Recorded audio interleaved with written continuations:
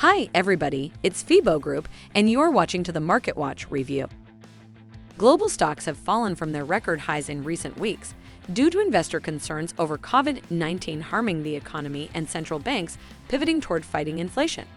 The Fed also announced an aggressive plan to end its asset purchases and stated that it could raise interest rates up to 3 times next year.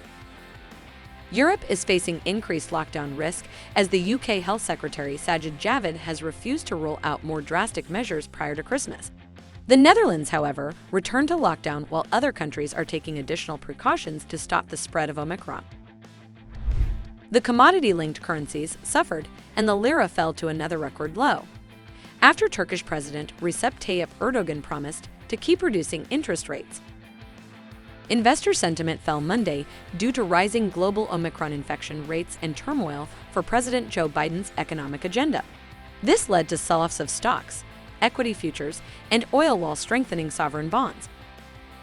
European stocks fell the greatest in more than 3 weeks, while U.S. futures dropped at least 1% and Asian shares declined. Pan-European Stoxx 600 fell 2% in early trading, while travel and leisure stocks lost 2.6% to lead losses. All major bourses dropped into negative territory. Concerns about new COVID restrictions reducing demand caused oil prices to plummet.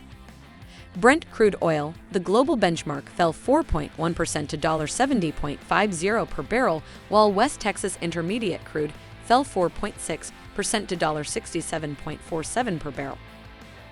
The euro rose 0.2% to $1.1259. The Japanese yen held steady at $113.55. The British pound fell 0.4% to $1.3188. Let's look at the events that we should be paying attention to this week. Minutes of the December interest rate meeting of the Reserve Bank of Australia are released by the Reserve Bank of Australia on Tuesday. The crude oil inventory report of EIA will be published Wednesday. Bank of Japan Governor Haruhiko Kuroda speaks Thursday.